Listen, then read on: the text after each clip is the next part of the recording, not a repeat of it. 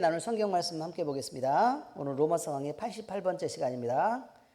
로마서 7장 1절에서 3절까지 말씀의 내용은 1절에서 6절까지 내용인데 3절까지만 읽고 6절까지 그 강의하는 시간입니다. 자, 제목이 뭐예요? 시작. 죽은 자만 자유하는 원리. 자, 제목만 봐도 자유롭게 하려면 자유롭게 되려고 그러면 어떻게 해야 돼요? 죽어야 된다고 얘기하는 것입니다. 자, 함께 읽겠습니다. 형제들아, 내가 법 아는 자들에게 말하노니 너희는 그 법이 사람이 살 동안만 그를 주관하는 줄 알지 못하느냐? 남편 있는 여인이 그 남편 생전에는 법으로 그에게 매임받으나 만일 그 남편이 죽으면 남편의 법에서 벗어나느니라. 그러므로 만일 그 남편 생전에 다른 남자에게 가면 음녀라. 그러나 만일 남편이 죽으면 그 법에서 자유롭게 되나니 다른 남자에게 갈지라도 음녀가 되지 아니하느니라. 아멘. 뭘 알고 아멘 하시는 거 맞죠? 여러분, 말씀 보니까 오늘 88번째 시간입니다. 죽은 자만 자유하는 원리라는 제목으로 지금 오늘 말씀을 함께 보는데 내용은 이렇습니다. 형제들아, 내가 법 아는 자들에게 말하노니, 자, 이 말이 무슨 말이냐면 법 모르는 사람하고 얘기를 한다 안 한다? 법 모르는 사람하고 얘기를 안 하겠다, 이런 뜻이에요. 무슨 뜻이냐면요, 유대인에게만 말하고 이방인에 관계되는 내용은 아니다, 이런 뜻이에요. 그러니까 법을 알아야 법으로 얘기를 하는 것에 대해서 의미가 있죠. 왜 이런 말을 썼을까요? 율법을 아는 자들은 율법에 의해서 심판을 받는다는 내용이 앞쪽에 나와 있고, 만약에 율법을 모르는 자들은 어떻게 한다 그랬어요? 양심의 법이 있어서 그 양심의 법대로 심판을 받는다 라고 얘기했던 것 기억나요, 안 나요? 기억나시죠? 그러니까 법에 대해서 얘기를 하려고 그러면 누구와 얘기를 해야 되냐면 법 아는 자들, 율법을 아는 자들과 이야기하는 게 맞기 때문에 이렇게 얘기를 하고 있습니다. 자, 법 아는 자들에게 말하노니 너희는 그 법이 사람이 살 동안만 그를 주관하는 줄 알지 못하느냐? 그러니까 법은 어디에 가해지는 것이냐면 살아있는 육체에게 가해지는 것이 법이다, 이렇게 얘기하는 거예요. 그러면 자, 우리가 예를 들면, 그러니까 지금 우리가 사는 세상에서 얘기를 하는 거예요. 나 저 인간 죽이고 싶어. 그러면 살인 미수죠. 그래, 안 그래요? 죽이고 싶어는 살인 미수잖아요. 그러면 그 살인 미수로 처벌을 받을까요, 안 받을까요? 형사 변호사님, 처벌 받아요, 안 받아요? 안 받죠. 아니, 법으로는 처벌을 안 받잖아요, 그죠? 처벌 안 받죠. 어떻게 하면 처벌을 받아요? 죽이려고 시도를 하거나 또는 진짜 죽어버리거나 그러면 그게 법에 의해서 벌을 받게 된다, 이런 말입니다. 그런데 마음을 먹은 것만으로는 벌을 안 받는다. 자, 왜 그러냐면요, 법은 무엇에 가해지는 것이기 때문에요? 육체에 가해지는 것이기 때문에 그렇다라고 얘기할 수 있다, 그런 말입니다. 자, 그런데 여기에 남편과 아내에 대해서 나옵니다. 근데 남편과 아내에 대해서 나오는데요, 여기서는 아내가 다른 남자랑 결혼을 하는 부분이나 아니면 다른 남자를 취하는 부분들에 대한 얘기가 나오는데, 남편이 육체로 버젓이 살아있는데 그 계약 관계가 존재하고 있는 상태에서 다른 남자하고 자고 오면 어떻게 된다고요? 그는 음녀가 된다라고 얘기합니다. 그렇죠? 그는 음녀가 된다. 그런데 남편이 죽었어요. 그러면 뭐에서 자유로워지니까? 법에서부터 자유로워지니까 이제는 더 이상 그 제한을 받지 않는다라고 지금 얘기하고 있는 것입니다. 그런데 이상하죠? 왜 여자에 대해서만 이렇게 얘기하고 남자에 대해서는 얘기를 안 할까요? 그런 생각 안 해봤어요? 여기 한번 봐보세요. 자, 남편의 법이라고 얘기를 하죠? 남편의 법이라고 얘기하는데 왜 남자에 대해서는 얘기하지 않을까요? 성경은 늘 누구에 대해서 말하고 있어요? 그렇지요. 예수님과 교회에 대한 얘기를 하고 있는 거예요. 예수님과 교회에 대해서 얘기를 하고 있어요. 그러면 예수님은 누구고 여기서 말하는 남편이고, 그죠? 여기 여자는 누구라고요? 교회라고 얘기를 하는 거라 그 말이에요. 그런데 예수님은 교회에 대해서 배신하거나 아니면 딴 놈을 사랑하거나 아니면 그런 적이 있다 없다. 없고 또 이후로도 없을 것이다. 이런 말이에요. 그러니까 남편이 법을 어기는 것도 지금 육체를 가진 남편들이 법을 어기는 것은 당연히 이 여자에 해당되는 말이에요. 음녀에 해당되는 말이라 그 말이에요. 나는 남자니까 그럼 돼요 안 돼요? 안 돼요. 지금 우리는 다 뭐라고요? 교회라고요. 교회. 그러니까 여자의 신분으로 예수 그리스도를 만나고 있는 상황이라는 것을 우리는 이해해야 돼요. 성경을 보면요, 교회를 다니는 사람들을 보면 여자들이 훨씬 더 뜨겁게 막 잘 섬기고 남자들은 대충 미적미적하고 막 이게 밖에 나가서 풀이나 베고 막 이렇게 있더라고. 왜 그러냐면 성경이 교회를 여자라고 표현하니까 여자들은 이해하기가 좀 더 쉬운 거예요. 여자들은 이해하기 쉬워요. 감정적으로 이해하기 쉽고, 예를 들어 예수 그리스도의 신부다라고 얘기를 하면 여자들은 그 신부에 대한 이해가 잘 된단 말이에요. 근데 남자들은 신부다라고 얘기하면 내가 사제가 된다는 얘기인가? 그래서 아니 의미적으로 한 칸 건너서 지금 오는 거기 때문에 그렇게 막 이렇게 가까이 다가오는 게 좀 덜하다는 거예요. 물론 그 본질을 이해하게 되면 훨씬 더 감동적이겠지만 당장 쓰는 단어들이 그냥 그런 것인데 어쨌든 우리는 이런 것들을 충분히 감안하고 성경을 보아야 될 필요가 있다라는 것을 말씀드립니다. 자, 여러분, 우리가 육신을 가지고 살면서요, 오히려 힘든 것들도 있습니다. 육신에 병이 들면요, 육신이 있기 때문에 아파야 됩니다. 그렇지 않습니까? 그죠?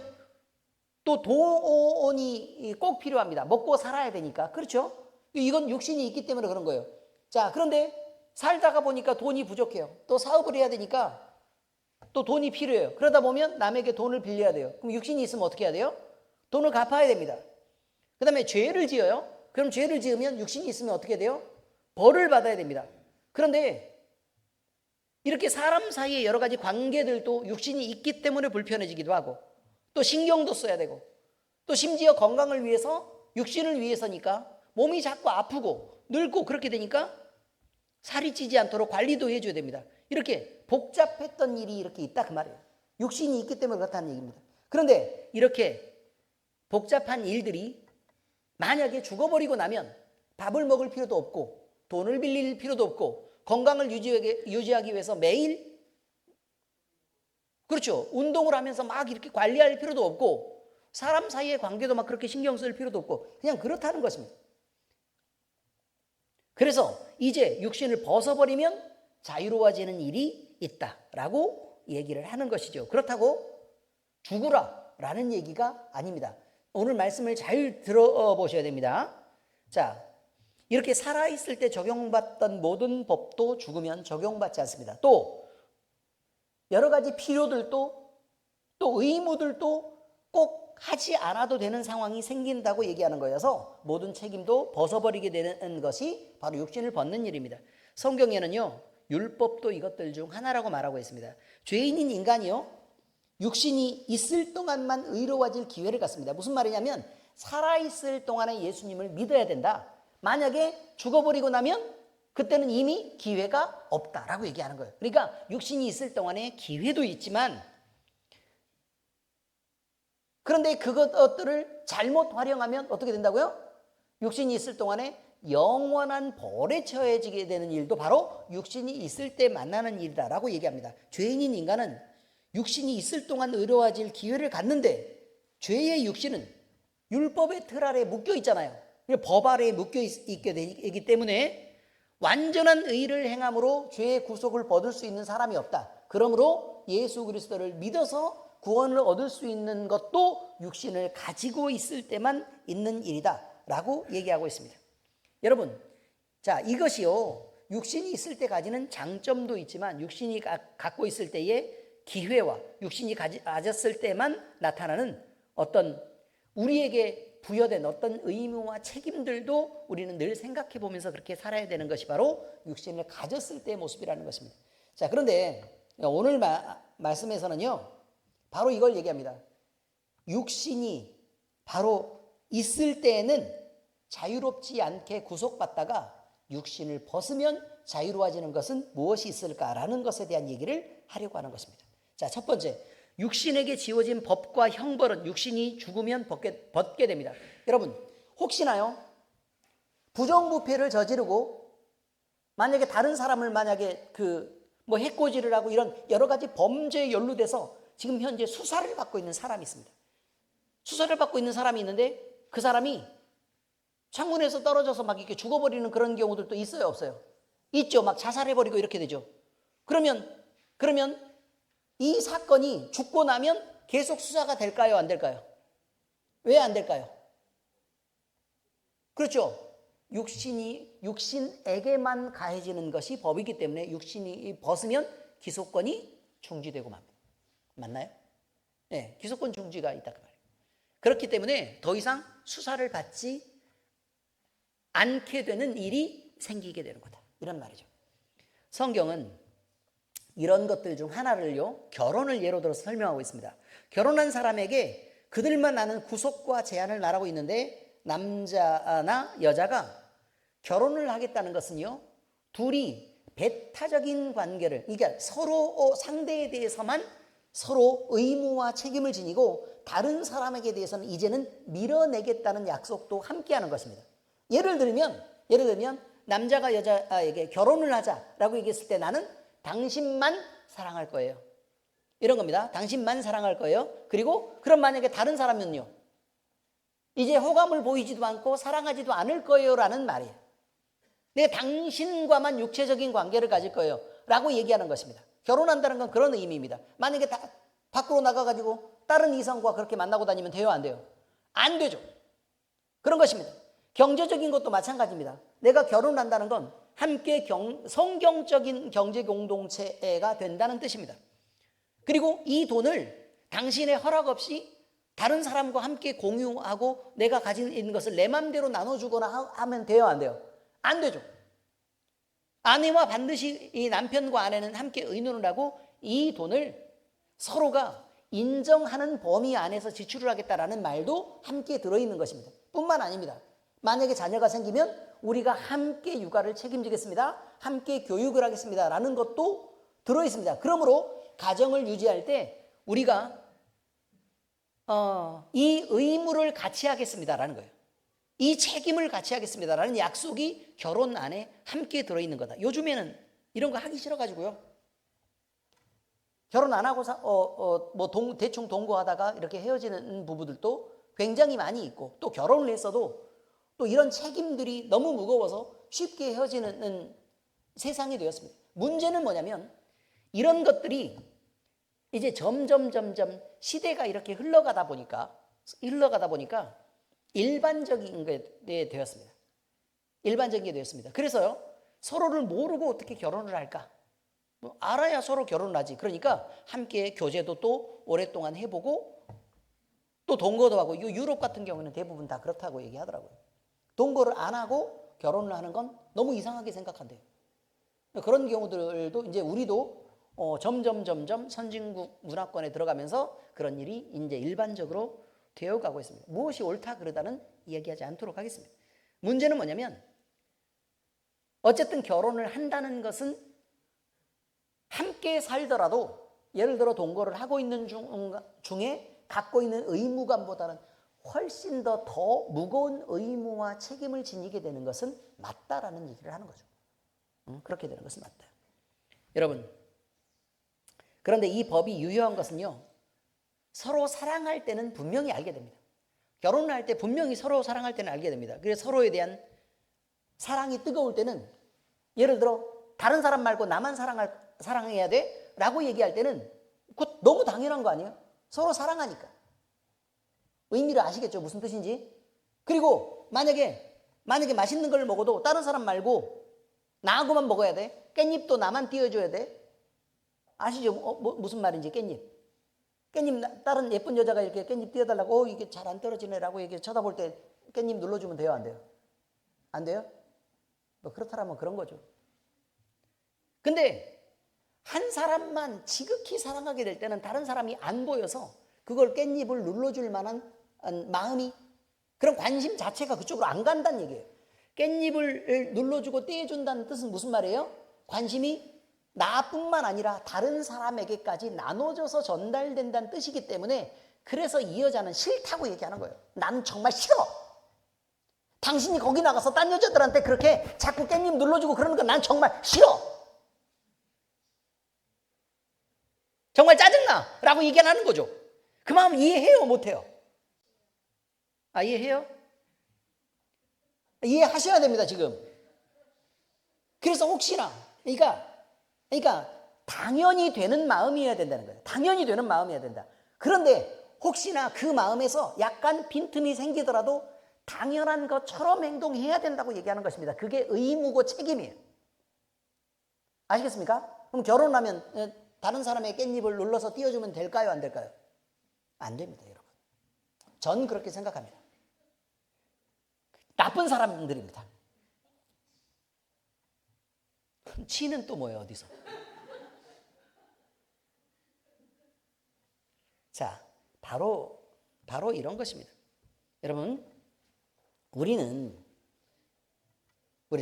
사랑하면 너무 당연한 것들이 있다는 거예요. 사랑하면 너무 당연한 것들이 있다. 너만 위하고 너만 아끼고 또 너만 보이고 이렇게 하는 것을 사랑의 관계라고 얘기하는데, 뜨겁게 사랑할 때는 이것이 아무 문제가 되지 않았는데, 시간이 점점 지나다 보면 점점 우리 이 머리에서는 사랑의 호르몬이 점점 줄어들고, 그리고 이제는 아무리 예쁜 사람도 그냥 똑같이 눈, 코, 입이 있는 사람으로 보이게 됩니다. 그렇게 되었을 때도 나는 당신에게 지금 사랑하는 것과 똑같은 의무를 지킬 거예요 라는 약속을 하는 것을 결혼이라고 말합니다. 아무리 당신이 나에게 가까워지고 편해지고 친해졌어도 나는 당신을 가장 사랑할 때 존중하는 것만큼 존중할 거예요. 당신에게 말을 조심할 거예요. 당신을 최고로 받들고 당신이 혹시나 필요한 것이 있으면 얼른 내가 살펴서 그 일을 해줄 거예요 라고 얘기하는 거예요. 그리고 늘 당신에게 이뻐 보이려고 나는 긴장하고, 그래서 당신에게 예뻐지려고 하는 노력을 나는 다 할 거예요 라는 약속을 결혼 때 하는 거란 말입니다. 빠자마 입고 무릎 튀어나오는 걸 하고 막 눈곱 막 하고 머리 헝클어지고 돌아다니는 게, 여러분, 결혼할 때 했던 약속을 지키는 게 아니란 말을 말하는 거예요. 난 남자 입장에서 내가 그렇다고 지금 얘기하는 거예요. 물론 내가 그런 입장에 처한 건 지금 아닙니다. 여러분, 저는 여전히 예쁘고 사랑스럽고 그저 보면 늘 아까운 사모님과 살고 있습니다. 표정들이 왜 그래요? 바로 이런 것입니다. 여러분, 우리나라요 2015년 2월 26일에 하나의 법이 폐지됐습니다. 간통죄라는 게 폐지됐습니다. 이 간통죄가 폐지된 것은 이유가요, 이렇습니다. 개인의 사생활에 국가 권력이 개입하는 것은 헌법에 어긋난다. 개인의 인권과 권리를 존중하지 않는 것이다 라고 얘기를 해서, 사회 규범과 질서를 위해 인권이 영향을 받는 것은 헌법의 기본 정신에 어긋난다. 그래서 간통죄를 폐지했습니다. 또 간통죄의 처벌 조항이 헌법상 보장되는 성적 자기결정권과 사생활 비밀의 자유를 제한한다고 헌법재판소가 위헌이라는 판결을 내렸기 때문에도 그렇습니다. 즉 성경에서 이것을 죄라고 정하고 당하는 모든 사람들이 괴로우며 가정을 파괴하고 마음을 다치는 사람이 생기고 자식들이 버려지는데도 그것을 위헌이라고 판결했습니다. 개인의 인권과 자유를 침해했다는 이유에서 그렇습니다. 여러분, 다른 사람에게, 사회 규범이란 다른 사람에게 피해를 가지 않고 내가 최소한의 자유를 허락받는 것을 얘기합니다.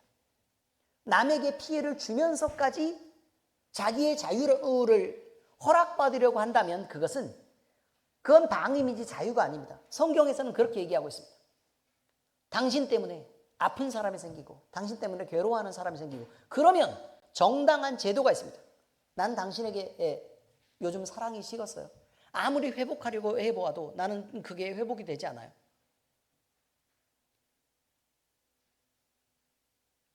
그래서 당신과 부부의 생활을 유지하는 것이 나는 도저히 견딜 수가 없어요. 그러니 나와 이혼해 주세요. 그런 제도가 있습니까? 없습니까? 있습니다, 여러분. 있습니다. 바람을 피우는 것보다 이것이 훨씬 더 덜한 상처일 것입니다. 그리고 바람을 피워서 마음에 상처를 주는 것보다 차라리 정당한 절차를 밟아서 이혼을 하는 것이 그 사람에게 최소한의 예의를 갖추는 것입니다. 우리 교회 전문 또 변호사들이 있습니다.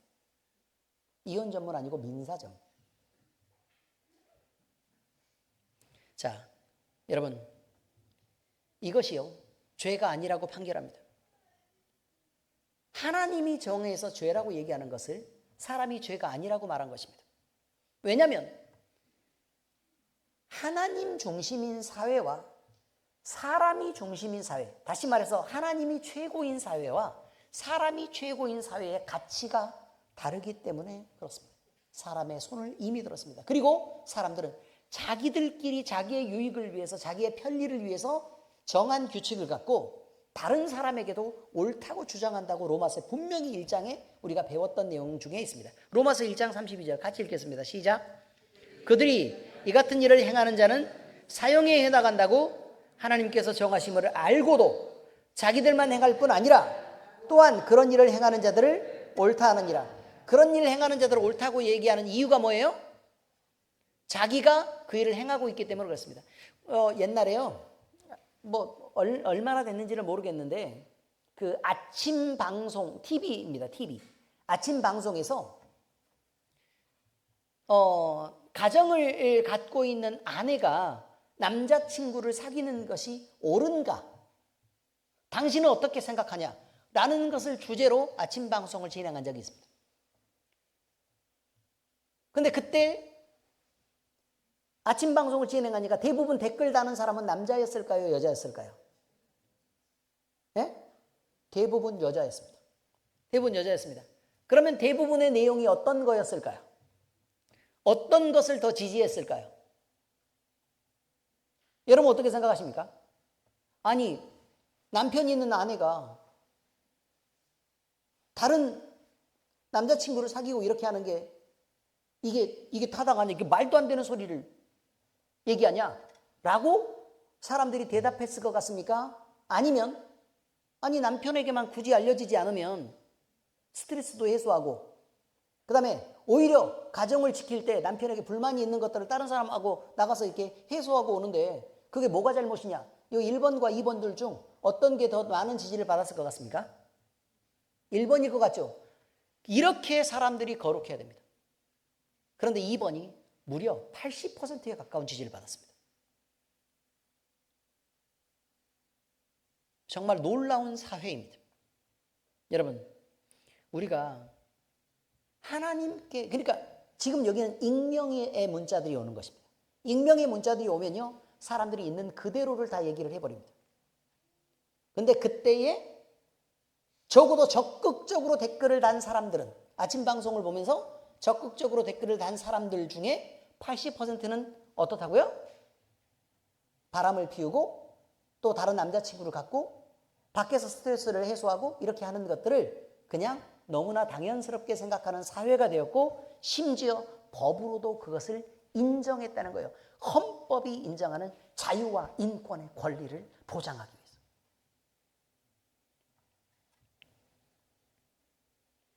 여러분, 우리는요, 우리나라에 육신을 가졌을 때 우리나라의 백성이기도 하지만 우리나라의 국민이기도 하지만 하나님께 속한 하나님 나라의 백성입니다. 그러면 대한민국 국민이 대한민국의 법을 지켜야 되는 것처럼 하나님 나라에 속한 하나님의 백성들은 무엇을 지켜야 되느냐? 하나님의 법을 지켜야 됩니다. 이 하나님의 법에서 그것은 죄라고 말합니다. 그렇게 죄를 범하는 것을 피해야 합니다. 그리고 과거의 죄를 지었을 수 있습니다. 그러나 이것은 철저하게 과거의 일입니다. 그러니 여러분 회개할 부분들을 회개하시고 다시는 똑같은 죄를 범하지 않도록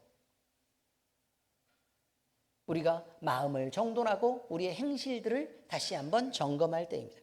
그런데 여러분 인간의 법이든 하나님 나라의 법이든요, 그 법이 유효하게 적용되는 범위가 있습니다. 이것은 인간이 육체로 살고 있을 동안 그때에 한해서만 적용된다는 것입니다. 결혼은 육체가 하나로 연합하기로 한 약속입니다. 분명히 육체입니다. 육체. 자, 창세기 2장 22절에서 25절까지 같이 읽겠습니다. 시작. 여호와 하나님이 아담에게서 취하신 그 갈빗대로 여자를 만드시고 그를 아담에게로 이끌어 오시니 아담이 이르되 이는 내 뼈 중에 뼈요 살 중에 살이라. 이것을 남자에게서 취하였은즉 여자라 부르리라 하니라. 이러므로 남자가 부모를 떠나 그의 아내와 합하여 둘이 한 몸을 이룰지로다. 아담과 그의 아내 두 사람이 벌거벗었으나 부끄러워지 아니하리라. 이것이 바로 뭐냐면 결혼입니다. 결혼은요, 보세요.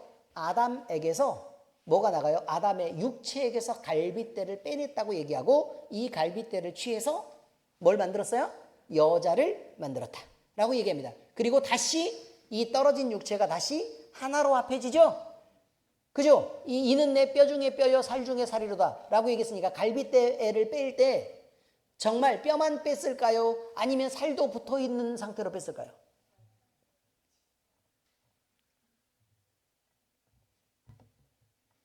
뼈만 뺐을까요? 갈빗대를 취한다고 얘기했으니까 뼈만 뺐을까요? 아니면 살이 붙어 있었을까요? 살이 붙어 있었어요. 어떻게 깔끔하게 뼈만 그렇게 하나님이 뺐어도 그렇게까지 빼지는 않으셨던 것 같아요. 그러니까 뼈가 있고 살이 있는 사람으로 그렇게 또 만들어졌던 거라 그 말이죠. 그래서 뼈 중에 뼈요 살 중에 살이로다 라고 얘기하는 것입니다. 여러분 갈비 먹으러 갈 때 뼈 먹으러 가요? 아니면 살 먹으러 가요? 왜요? 뼈에 살이 붙었으니까. 예, 그렇다는 얘기입니다. 여러분 이렇게 육체의 연합이 바로 뭐냐면 결혼입니다. 근데 육체의 연합은 성적으로 남자와 여자가 결합하는 것, 그것만 얘기하는 것이 아닙니다. 육체를 가졌을 때 가지는 정신도 마찬가지로 육체입니다. 그래서 그것들을 함께 연합하는 것을 바로 뭐라고 얘기하냐면 사랑이라고 얘기합니다. 아시겠습니까? 자, 그러니까 플라토닉한 사랑은 있어요, 없어요? 에이, 그런 거는 플라토닉한 사랑이라고 얘기하는데 남녀 간의 플라토닉은 아니고 에로스한 사랑이 있습니다. 육체적인 관계와 함께 정신적인 것이 함께 연합했을 때 가장 건강한 사랑이 됩니다. 이것을 여러분 늘 잊지 말아야 됩니다. 그러나 사망은요, 결혼과 같이 육체에 가해진 모든 계약을 말소시킵니다. 이것은 하나님의 율법도 마찬가지였어요. 육체를 벗고 사망한 사람은 모든 율법으로부터 자유로워지어서 이제는 율법의 제한을 받지 않는다는 것입니다. 서로 사랑하는 사람이 상대에게 만약 이렇게 묻죠. 내가 먼저 죽으면요, 당신은 다른 여자랑 결혼할 거야? 아니면 늙어 죽을 때까지 그냥 혼자 살 거야? 라고 묻습니다. 물어봤어요? 안 물어봤어요? 안 물어봤어요?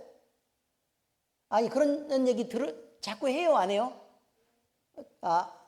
한다는데 왜 안 물어봤어요? 나 혼자 그랬어요? 장로님은 안 물어봐야지. 괜히 불리해질 테니까. 자, 여러분, 바로 이런 것입니다. 당신은, 근데 그 질문 자체가 잘못됐다고 성경은 얘기하는 거예요. 네가 죽으면 이 남자는 어떻게 된다고요? 너에게서 벗어나는 거야 라고 얘기합니다. 자식들이 길길이 뛰면서 뭐라고 얘기를 하냐면, 응? 엄마는 이미 돌아가셨는데 아빠는 엄마 돌아가신 지 얼마나 됐다고 딴 여자랑 만나가지고 자꾸 결혼하려고 그렇게 밖으로 나가서 저 아줌마 만나고 다니는 거야? 라고 얘기를 하면 될까요? 안 될까요? 안 됩니다, 여러분. 안 돼요.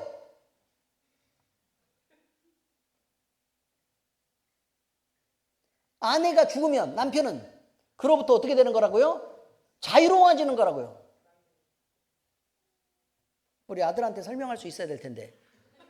아무튼 바로 이런 것입니다. 물론 아내도 남편으로부터 자유로워집니다. 그러니까 결혼을 해도 상관없습니다. 저는 그렇게 생각합니다. 예.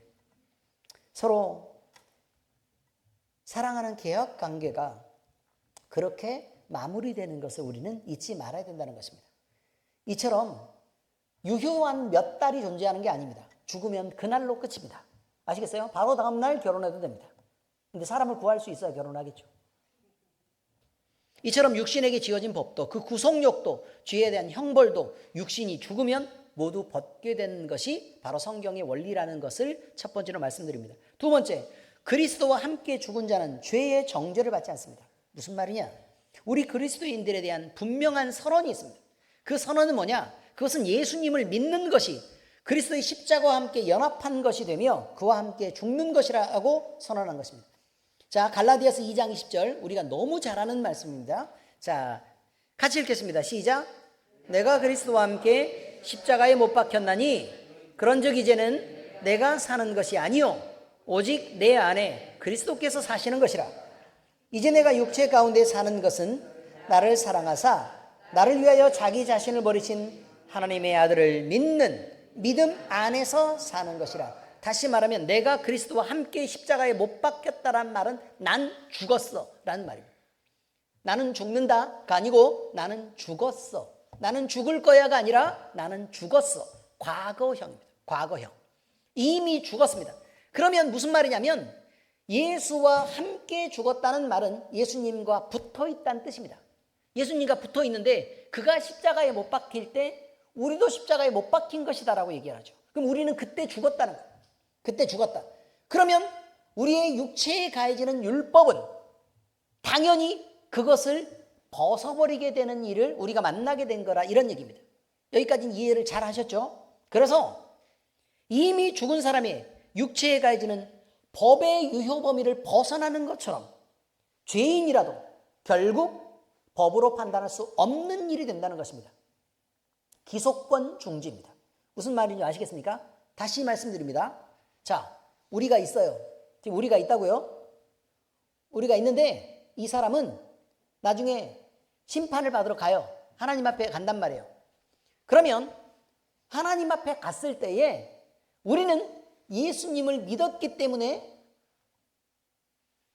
의롭게 되어서 심판을 받아도 의로운 거냐? 라는 거예요. 심판을 받아도 의로운 거냐? 그렇지 않다고 얘기하는 거예요. 우리는 기소권이 없기 때문에 이미 여기서 죽은 상태이기 때문에 죽어버린 상태이기 때문에 그래서 그 나라에 도착해서 하나님의 심판대 앞에 섰을 때는 너는 기소권이 없잖아. 그리고 너는 판단받을 필요가 없어 라고 얘기해서 빼는 거예요. 의미를 아시겠습니까? 판단하면 어떻게 되겠어요? 대단히 위험하죠. 그렇지 않습니까? 다 아시잖아요. 여러분이 어떤 사람인지. 우리는 대단히 위험하죠. 대단히 위험해요. 근데 문제는 판단받지 않는다는 거예요. 판단받지 않는다. 왜요? 이미 죽은 사람이니까요. 이미 죽은 사람이니까. 바로 이런 것입니다. 기소권이 없다고 얘기하는 거예요. 기소권이 없다. 그러므로 우리는 그래서 기소권이 없는 것은 어떻게 하느냐라는 거죠. 우리는 예수님을 믿는 것으로부터 이미 믿어서 예수님과 함께 연합한 자가 되었으니까 의로운 게 아니라 의롭다 칭함을 받았다는 거예요. 의롭다 칭함을 받았으니까 그러면 너는 범죄하지 않은 것으로 그렇게 여겨진다는 뜻이니까 굳이 법의 심판대 앞에 설 필요가 있어요? 없어요? 없다고 얘기한 것이죠. 이런 말입니다. 그러므로 우리는 죄에서 자유롭습니다. 그럼 우리가 지금 짓는 죄는요? 지금 짓는 죄는 어떻게 될까요? 심판 받아요, 안 받아요? 안 받아요. 왜? 예수님을 믿고 있으니까. 예수님을 믿고 있으니까 기소권이 없다고요. 나중에 지을 죄는요? 나중에 죄를 지어도 심판 안 받아요. 과거에 지은 죄는요? 심판 안 받아요. 로마서에서는 이게 문제라고 얘기하는 거죠. 이걸 오해할 수 있다라고 얘기해요. 오해할 수 있다. 뭐라고 오해할 수 있냐면 아니 과거에 지은 죄도 심판 안 받고 지금 짓는 죄도 심판 안 받고 미래에 지을 죄도 우리는 심판 안 받아요. 왜요? 우리는 심판은 받는 자리에 안 서요. 재판대 앞에 서는 게 아니라고요. 그냥 기소권 없음 해가지고 옆으로 빼는 거예요. 의미를 이해하셨어요? 옆으로 빼버리는 거라고요. 아예 심판대 앞에 서질 않아요. 문제는 뭐냐면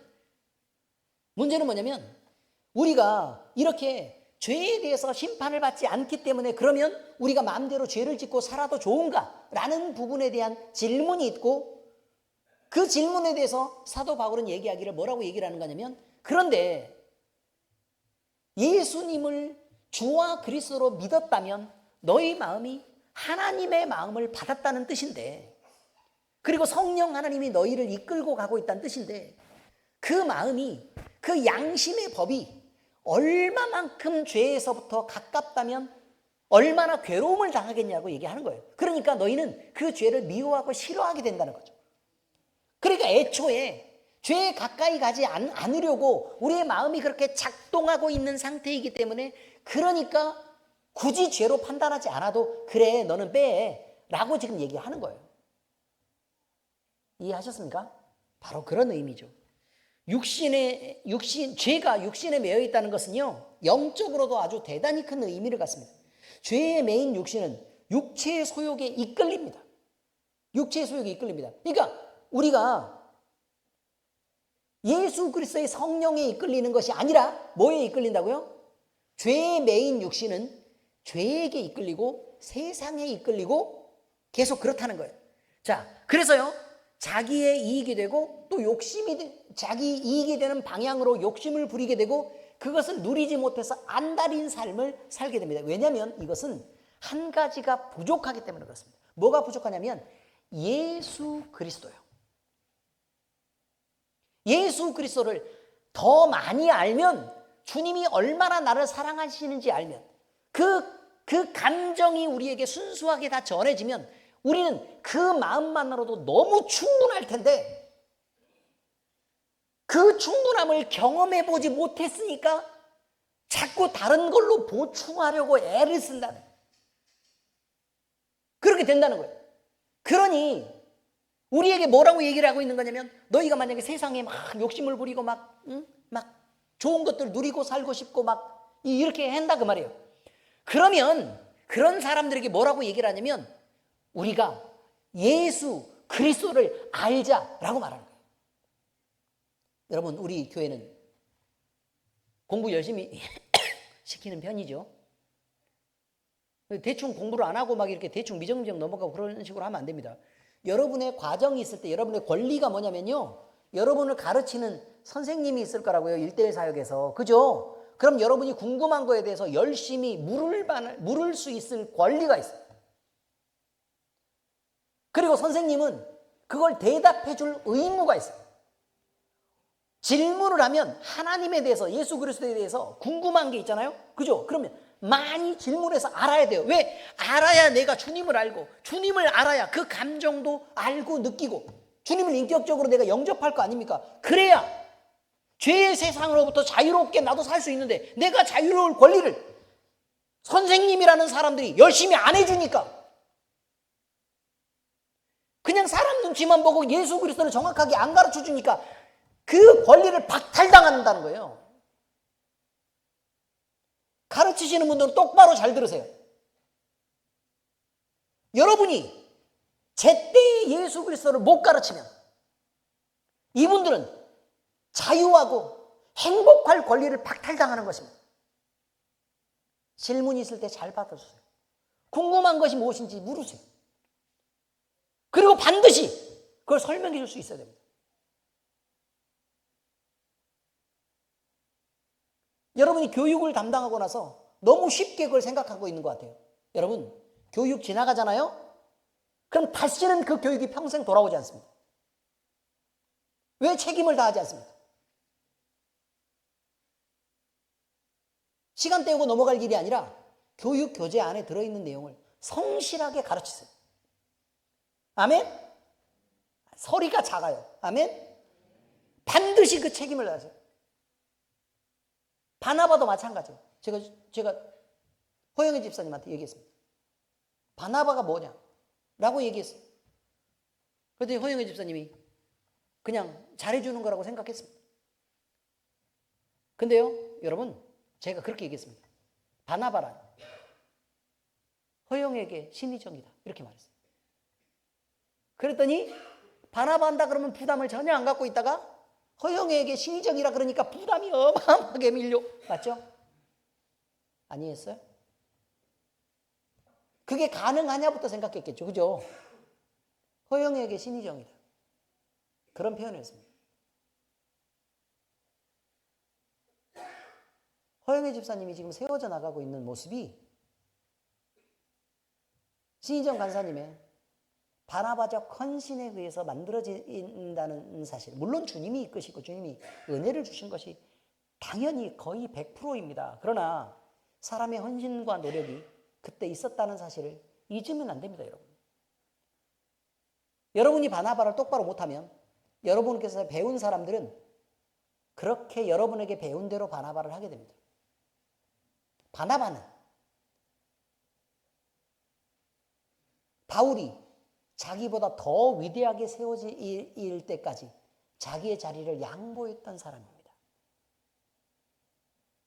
그가 교회에서 그래서 바나바가 바울을 세워나가서 바울이 얼마나 위대한 사역자가 되었는지, 그리고 자기 목숨까지 버려서 얼마나 헌신했는지, 그리고 성경을 얼마나 많이 기록했는지를 생각해 보시란 말이에요. 바나바 사역은 그렇게 중요한 것입니다. 가볍게 여기지 마시기 바랍니다. 아멘. 꼭 책임을 다하세요. 분명히 마음에 각오하시기 바랍니다. 결단하세요. 그리고 절대로 어느 시간도 가볍게 여기지 않겠다라고 여러분의 마음을 단정하게 정리하는 게 필요하다는 것을 분명히 말씀드립니다. 여러분, 이렇게요. 우리의 마음속은 그저 우리가 편한 대로 살려고 합니다. 그냥 우리 마음에 그냥 시간을 때워서 대충 지나려고 하죠. 그런데 우리 주님을 알게 되면 정말 그렇게 되겠습니까? 주님 우리를 향해 어떤 마음으로 목숨을 버렸다는 것을 우리가 알지 못합니까? 알면 어떻게 그럴 수 있습니까? 우리 주님에게 어떻게 그렇게 할 수 있습니까? 우리가 어떻게 이기적인 욕심을 부리면서 주님의 마음을 섭섭하게 할 수 있습니까? 주님은 우리를 위해서 목숨을 버리셨는데 우리는 왜 주님의 마음을 생각하지 않습니까? 왜 내가 매번 중요합니까? 왜 내가 매번 삶의 주인이 돼야 되고, 왜 죽었다고 말하는 우리가 다시 매번 살아가지고 시체처럼 돌아다닙니까? 얼마나 무서워요. 시체가 왜 서서 돌아다니냐고요. 무서워요, 안 무서워요? 무섭죠? 그래서 여러분 남편들이 여러분을 그렇게 무서워하는 거예요. 시체가 일어나서 돌아다니니까.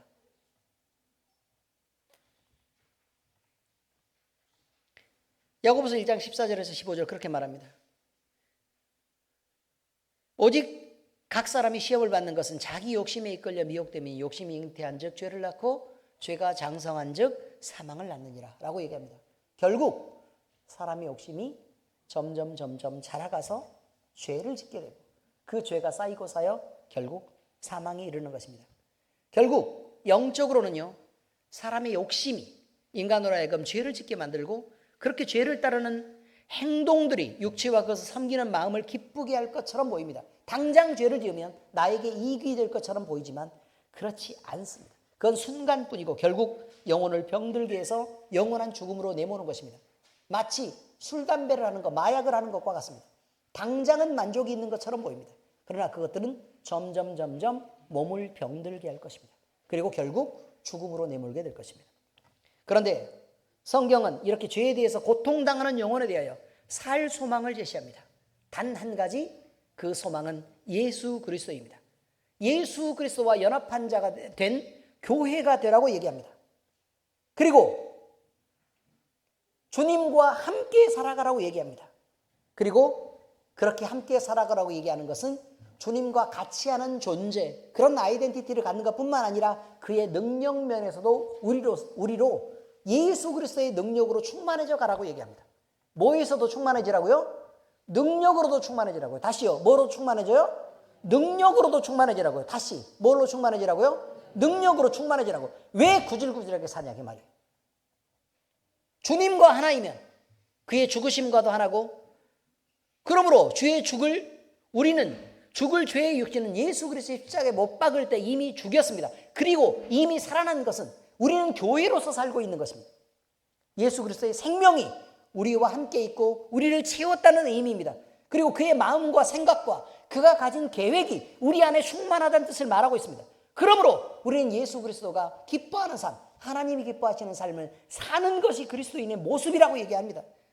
골로새서 2장 19절 같이 읽겠습니다. 시작.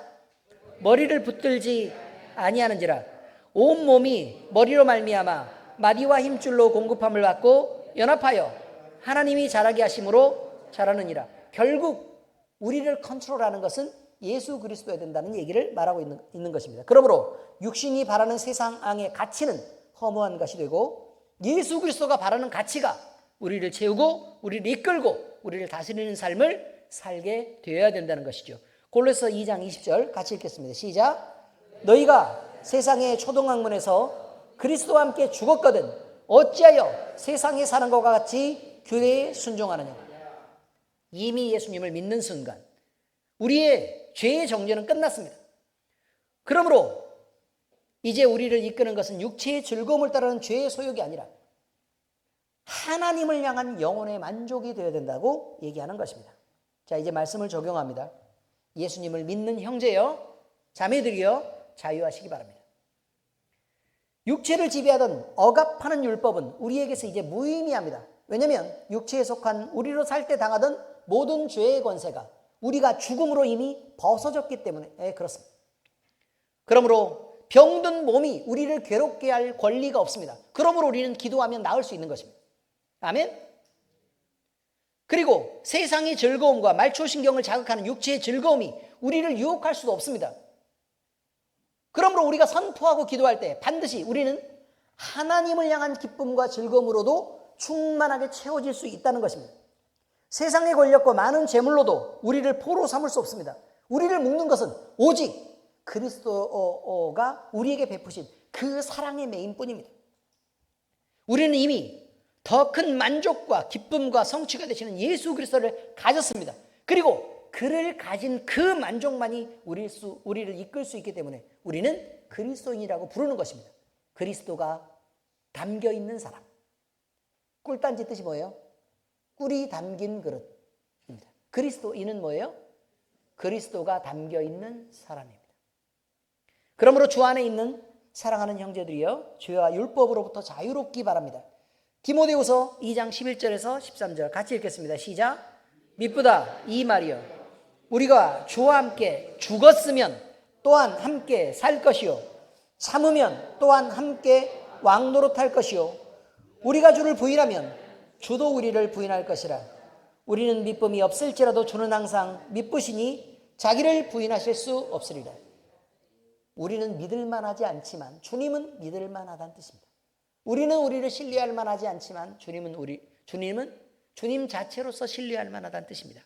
예수 그리스도와 함께 죄의 육체를 죽이고 함께 매장하셨다는 사실을 잊지 마시기 바랍니다. 그리고 우리는 이미 끝났습니다. 만약에 우리가 살아서 움직인다면 그것은 여러분의 자존심을 세우는 일도 아니고 또 여러분의 아름다움을 세우는 일도 아닙니다. 여러분의 권리를 찾는 일도 아닙니다. 만약에 여러분들이 살아서 돌아다닌다면 그건 시체가 살아서 움직이는 일입니다. 더러운 것입니다. 그러니 그 더러움을 벗어버리시기를 예수 그리스도 이름으로 축복합니다. 이제 우리는 그의 부활과 함께 연합한 자로 새롭게 태어났습니다. 그러므로 완전한 자유인으로 당당할 수 있습니다. 우리는 할 수 있습니다. 오직 주님의 성령이 우리에게 찾아오시고 채워주심으로 이 시간 이후로 하나님께서 온전히 속한 주의 자녀로 능력이 있고 자유를 누리며 살 수 있기를 예수 그리스도의 이름으로 축복합니다. 우리 주 예수 그리스도의 은혜가 우리 무리와 함께 하시기를 축복합니다. 기도하겠습니다. 하나님 아버지, 우리가 예수님을 믿었을 때 우리는 이미 예수 그리스도와 함께 연합한 자가 되었음을 우리는 알게 되었습니다. 예수 그리스도가 십자가에 못 박힐 때 우리는 이미 죽었고 그가 매장당하고 장사 지내게 될 때 우리는 이미 그와 함께 무덤에 들어가서 죽은 자가 되었습니다. 아버지 하나님, 그런데 우리는 우리의 자존심을 세우고 우리의 생각을 드러내며 우리의 지식을 자랑하고 또 우리의 권리를 얘기합니다. 이것은 정말 더러운 일이어서 우리가 시체가 돌아다니면서 각종 더러운 일을 행하는 것과 같은 무서운 일이 아니겠습니까? 아버지 하나님, 이 모든 것들을 벗어나서 우리가 하나님과 우리 예수 그리스도가 맡겨진 그 뜻에 따라 우리는 거룩한 교회가 되어서 예수 그리스도와 함께 연합한 자로 이제 살아가기를 원합니다. 그의 부활이 우리에게 능력이 되는 것은 우리도 함께 부활할 것을 믿기 때문입니다. 아버지 하나님, 이제 부활한 예수 그리스도를 닮아 예수 그리스도의 마음을 갖고 예수 그리스도의 생각을 갖고 예수 그리스도의 의지와 계획으로 우리의 삶을 계획하고 살아갈 수 있도록, 그리고 우리가 만나는 모든 순간에 그렇게 살 수 있도록 주님 인도하여 주옵소서. 이 시간 아버지 하나님, 우리는 결단합니다. 더 이상 죽은 자로 살지 않겠습니다. 이제 예수 그리스도와 함께 부활한 자로 살아내겠습니다. 이 각오와 결단이 우리의 삶 끝까지 이어질 수 있도록 하나님이여 우리를 견인하시고 성령으로 늘 충만하게 이끄시옵소서. 살아계신 우리 주 예수 그리스도의 이름으로 감사하며 기도합니다. 아멘.